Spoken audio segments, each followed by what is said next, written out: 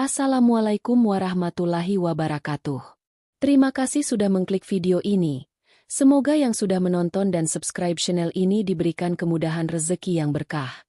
Selamat menonton. Di sebuah desa terpencil di pinggiran Jawa, hiduplah sebuah keluarga kecil yang terjebak dalam jeratan kemiskinan. Kepala keluarga itu bernama Dharma, seorang pria parubaya yang sehari-harinya bekerja serabutan. Bersama istrinya, Siti, dan anak sematawayangnya, Lia, Dharma mencoba bertahan hidup meski pendapatan yang ia hasilkan tidak pernah cukup. Sawah mereka telah lama digadaikan untuk menutupi utang, dan usaha kecil yang mereka jalankan seringkali merugi. Makan sehari sekali sudah menjadi kebiasaan, dan Lia terpaksa berhenti sekolah karena tidak ada biaya. Penderitaan itu semakin berat ketika Siti jatuh sakit. Tidak ada uang untuk membeli obat, hanya ramuan tradisional seadanya yang bisa mereka usahakan. Suatu malam, setelah Lia tertidur, Dharma duduk termenung di depan rumah mereka yang reot. Dalam hati, ia merasa gagal sebagai kepala keluarga. Semua jalan seolah buntu. Ia memikirkan desakan para penagih utang yang semakin sering datang, juga tatapan kecewa Lia setiap kali meminta sesuatu yang tidak bisa ia penuhi. Dalam keputusasaan itu, seorang tetangga bernama Pak Kirman mendekatinya. Pak Kirman dikenal sebagai orang yang kaya mendadak. Sebelumnya, ia hidup dalam kemiskinan seperti Dharma, tetapi sekarang ia memiliki tanah luas, kendaraan mewah, dan rumah besar. Pak Kirman menyodorkan secari kertas berisi nama seorang dukun terkenal yang tinggal di gunung. Ia berbisik pelan, "Jikalau kau benar-benar ingin keluar dari kemiskinan ini, temui dia. Tapi ingat, setiap keberuntungan ada harganya." Dharma memandangi kertas itu dengan ragu. Ia tahu tentang cerita-cerita menyeramkan di desanya, tentang orang-orang yang melakukan pesugihan. Namun, suara rintihan Siti dan wajah Lia yang penuh kesedihan membuat hatinya goyah. Malam itu, Dharma memutuskan untuk menemui dukun yang disebutkan oleh Pak Kirman. Ia bertekad, apapun yang terjadi, ia akan membawa keluarganya keluar dari kemiskinan ini. Namun, Dharma tidak menyadari bahwa keputusannya malam itu akan menjadi awal dari kehancuran yang lebih besar. Dharma memulai perjalanannya di pagi buta, melangkah dengan ragu menyusuri jalan setapak yang menembus hutan. Gunung tempat dukun itu tinggal adalah tempat yang dianggap keramat oleh penduduk desa. Banyak yang menghindari daerah tersebut karena cerita-cerita menyeramkan yang beredar. Namun, bagi Dharma, rasa takut tidak ada artinya dibandingkan keinginan untuk mengubah nasib keluarganya. Setelah berjam-jam berjalan, Dharma akhirnya tiba di sebuah gubuk tua yang terletak di tengah hutan. Gubuk itu terlihat suram, dengan dinding kayu yang lapuk dan ilalang yang tumbuh liar di sekitarnya. Asap tipis mengepul dari cerobong kecil, menandakan ada kehidupan di dalamnya. Dengan hati-hati, Dharma mengetuk pintu. Tak lama kemudian, pintu itu terbuka perlahan, menampilkan seorang pria tua dengan wajah keriput dan tatapan tajam yang menusuk. Tubuhnya dibalut kain hitam, dan ia memegang tongkat kayu yang penuh dengan ukiran simbol aneh. "Apa yang kau cari di sini?" Suara dukun itu berat dan dingin, seperti menembus hingga tulang. Dharma menelan ludah, merasa kakinya gemetar. Namun, ia mengumpulkan keberanian dan berkata, "Saya butuh bantuan, Pak. Keluarga saya sedang kesulitan. Saya ingin hidup kami berubah." Dukun itu tersenyum tipis, senyum yang terasa tidak wajar. Ia melangkah ke samping, memberi isyarat agar Dharma masuk. Di dalam gubuk itu, suasananya gelap dan menyesakan. Ada bau dupa yang menyengat, dan berbagai benda aneh tergantung di dinding, tulang-tulang kecil, jimat, dan kain merah yang kusam. Dukun itu duduk bersila di atas tikar anyaman, lalu menatap Dharma dengan tajam. "Apa kau benar-benar siap membayar harga untuk keberuntungan yang kau inginkan?" Tanyanya tanpa basa-basi. Dharma mengangguk. "Saya siap melakukan apa saja," jawabnya dengan suara gemetar. Dukun itu tertawa kecil, lalu mengambil mangkuk dari kayu dan mengisinya dengan air keruh. Ia melafalkan mantra dalam bahasa yang tidak dimengerti Dharma, sebelum menyodorkan mangkuk itu. "Minumlah," perintahnya. Dharma ragu sejenak, tetapi kemudian meminum air itu tanpa pikir panjang. Rasanya pahit dan membuat tenggorokannya terasa panas. Setelah itu, dukun itu menjelaskan bahwa pesugihan yang akan Dharma jalani membutuhkan tumbal. "Tumbal itu harus sesuatu yang berharga bagimu. Semakin besar nilainya, semakin besar pula keberuntunganmu," ucap dukun itu dengan nada datar. Dharma terdiam. Ia tidak mengerti sepenuhnya apa yang dimaksud, tetapi ia mengangguk setuju. Dalam pikirannya, keberhasilan adalah segalanya. dukun itu lalu memberikan syarat dan ritual yang harus dilakukan Dharma di malam bulan purnama. Sebelum Dharma pergi, dukun itu memberikan sebuah benda kecil berupa boneka jerami yang diikat dengan kain merah. Ini adalah kunci keberuntunganmu. Jagalah baik-baik. Namun ingat, jika kau mengingkari perjanjian ini, kutukannya akan menelanmu. Dengan hati berat, Dharma membawa pulang benda itu. Ia tidak tahu bahwa boneka kecil tersebut adalah awal dari serangkaian peristiwa mengerikan yang akan menghancurkan hidupnya. Setelah kembali dari gubuk dukun di gunung, Dharma menyembunyikan boneka jerami itu di tempat yang hanya ia tahu, sebuah kotak kayu tua yang ia simpan di bawah ranjang.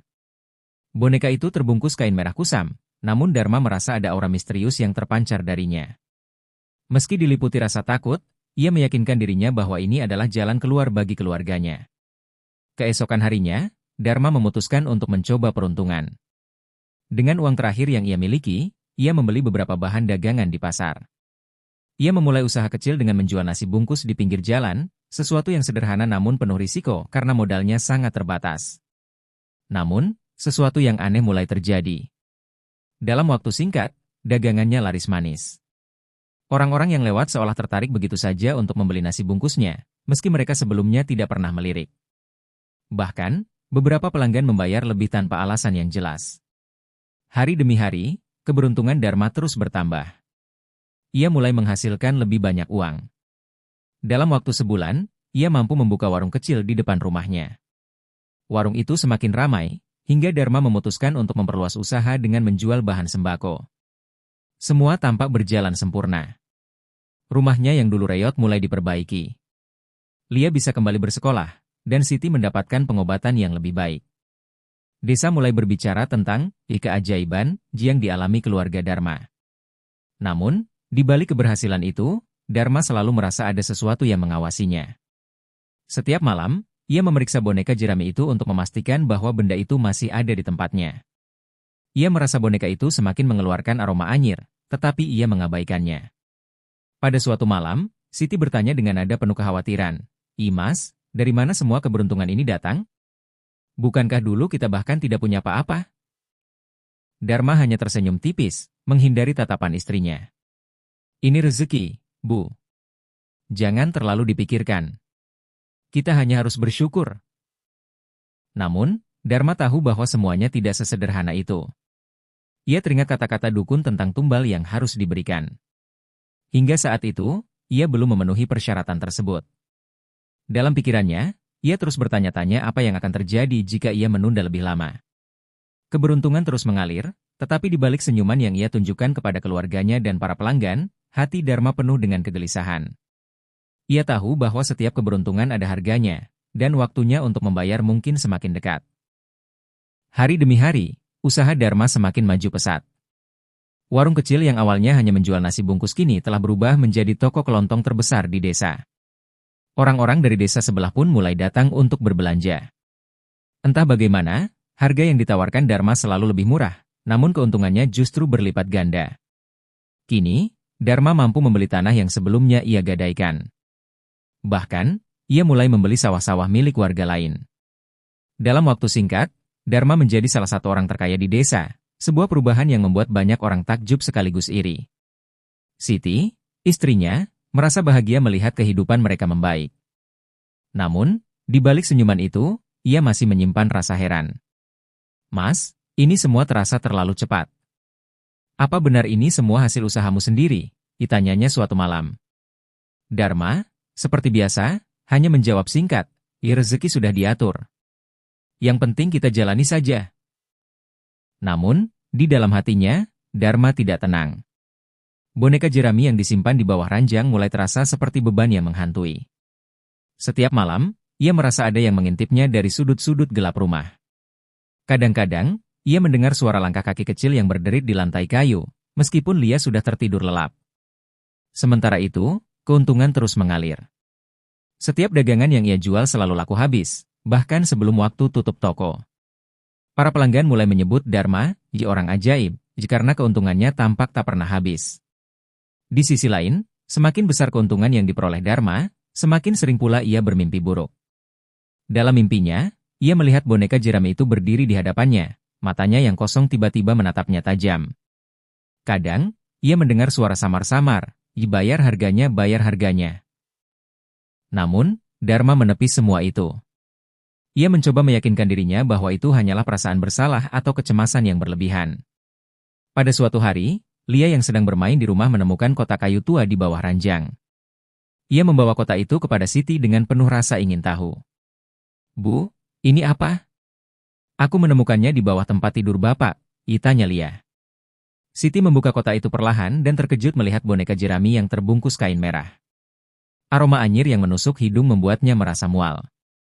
Tanpa sepengetahuan Dharma, Siti memutuskan untuk menyingkirkan boneka itu ke lumbung di belakang rumah.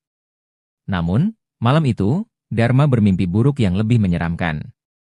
Ia melihat boneka itu berdiri di ambang pintu kamarnya, tertawa dengan suara yang melengking. Ketika ia terbangun, ia langsung memeriksa kotaknya. Saat menyadari boneka itu tidak ada, wajahnya pucat pasi. Dengan panik, ia mencari boneka itu di seluruh rumah hingga menemukannya di lumbung. Ia membawa kembali boneka itu ke dalam rumah dan menyimpannya di tempat semula. Keberuntungan terus datang, tetapi kini Dharma mulai sadar bahwa ada harga yang harus ia bayar. Dan waktunya untuk membayar mungkin sudah semakin dekat. Keberuntungan yang terus mengalir bagi Dharma perlahan berubah menjadi beban. Setiap malam, ia dihantui mimpi buruk yang semakin nyata. Dalam mimpinya, boneka jerami itu tidak lagi diam, melainkan bergerak dan berbicara dengan suara yang menyeramkan. "Bayar harganya, atau aku akan mengambilnya sendiri." Suara itu berbisik tajam, membuat Dharma terbangun dengan keringat dingin. Keesokan harinya, Dharma kembali ke gubuk dukun di gunung. Ia ingin meminta penjelasan lebih lanjut tentang perjanjian yang telah ia buat. Namun, ketika ia tiba, suasana gubuk terasa lebih gelap dan suram dari sebelumnya. Dukun itu menyambutnya dengan senyuman dingin. "Keberuntunganmu telah datang, tapi waktunya membayar, Dharma," katanya tanpa basa-basi. Dharma gemetar. "Apa yang harus saya lakukan? Tumbal seperti apa yang harus saya berikan?" Dukun itu menghela napas panjang. "Tumbal yang diminta adalah yang paling berharga bagimu. Bisa keluargamu, bisa sesuatu yang kau cintai. Semakin besar nilainya, semakin stabil keberuntunganmu." Mata Dharma membelalak. Ia tidak pernah membayangkan harus mengorbankan keluarganya. Ia mencoba mencari jalan lain.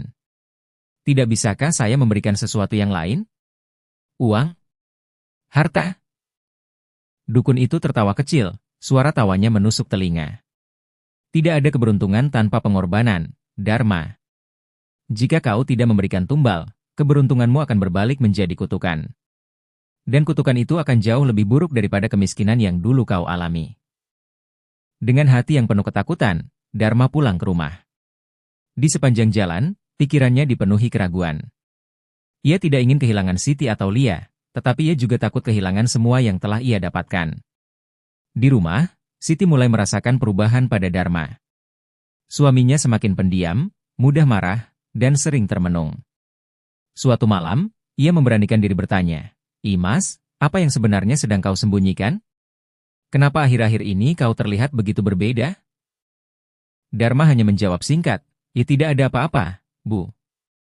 Namun, tatapannya kosong, dan hatinya penuh konflik. Hari-hari berlalu, dan tuntutan tumbal semakin nyata. Boneka jerami yang disimpan Dharma mulai mengeluarkan bau busuk yang menyengat.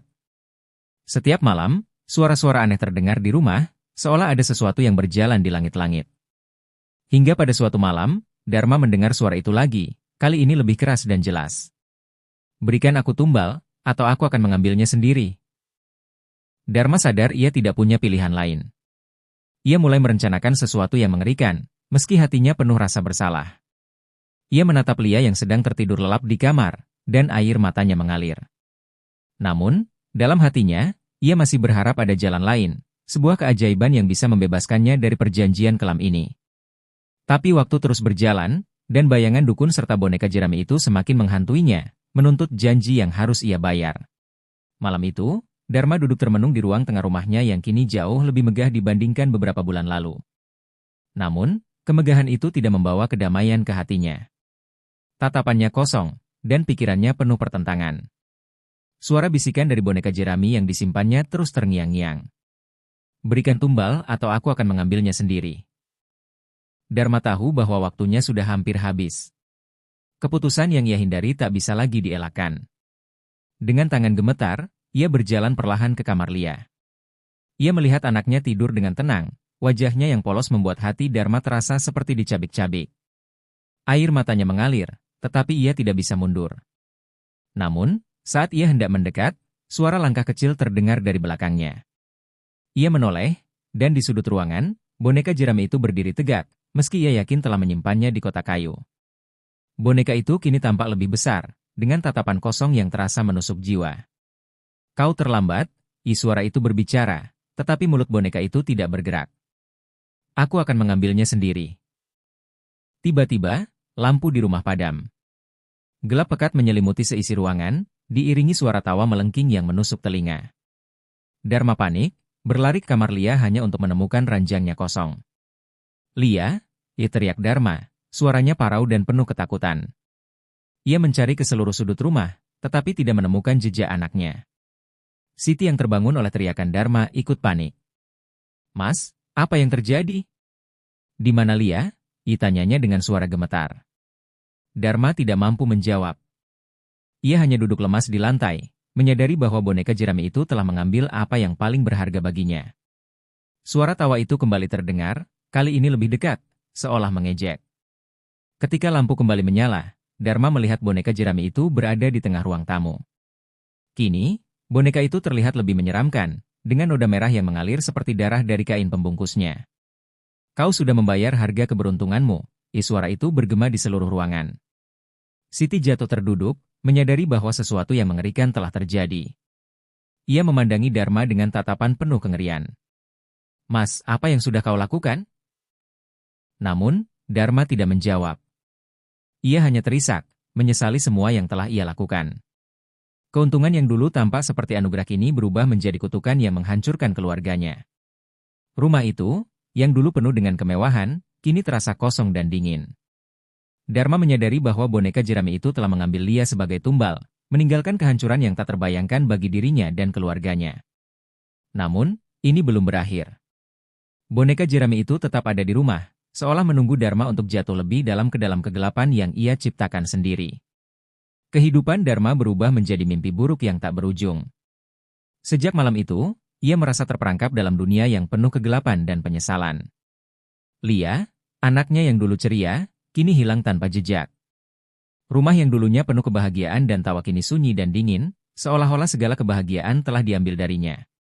Setiap malam, Dharma terbangun dari tidur dengan rasa cemas yang tak pernah hilang. Suara tawa melengking itu terus menghantuinya, membuatnya terperangkap dalam rasa bersalah yang semakin mendalam. Ia menatap boneka jerami itu yang kini berada di sudut ruangan, seolah menunggu untuk mengambil lebih banyak lagi. Siti, istrinya yang dulu penuh harapan, kini hampir kehilangan akal.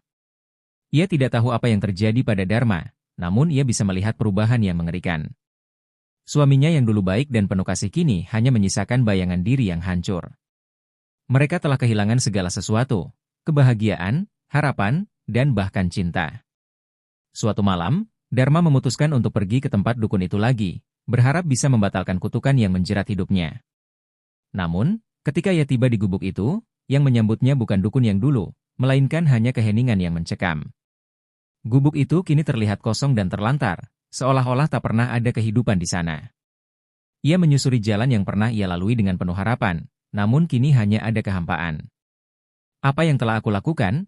Pikir Dharma, sambil berjalan tertunduk.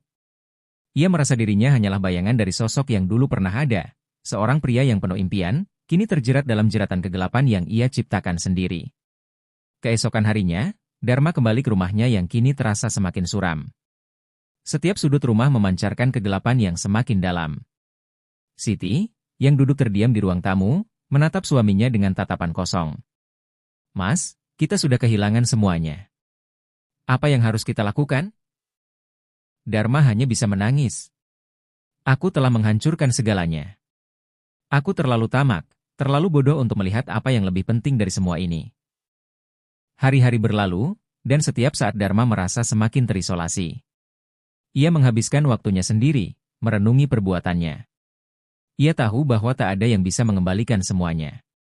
Keberuntungan yang dulu datang dengan cepat kini berubah menjadi kutukan yang tak bisa dihindari. Suatu malam, Saat Dharma duduk termenung di depan rumah, boneka jerami itu muncul lagi, seolah-olah datang untuk mengingatkan betapa besar harga yang telah ia bayar. Dalam kegelapan, ia merasakan kehadiran sesuatu yang sangat nyata, dan itu adalah penyesalan yang tak terhapuskan. Dharma menyadari bahwa tidak ada lagi yang bisa ia lakukan. Tumbal yang ia berikan telah merenggut kebahagiaannya, dan tidak ada keberuntungan yang dapat menebus harga yang harus ia bayar. Semua yang ada hanyalah kehancuran yang perlahan menghancurkannya dari dalam. Pada akhirnya, Dharma dan Siti hidup dalam bayang-bayang dosa yang tak terampuni. Mereka tak pernah menemukan Lia kembali, dan rumah mereka tetap kosong. Keberuntungan yang dahulu datang dengan mudah kini hanya tinggal kenangan pahit yang tak bisa dilupakan. Cerita ini berakhir dengan sebuah pelajaran yang dalam, bahwa dalam hidup, tidak ada yang bisa menggantikan harga yang harus dibayar ketika seseorang memilih untuk mengabaikan nilai-nilai kemanusiaan demi keuntungan pribadi. Keberuntungan yang diperoleh dengan cara yang salah akan selalu berakhir dengan kehancuran yang tak terelakkan.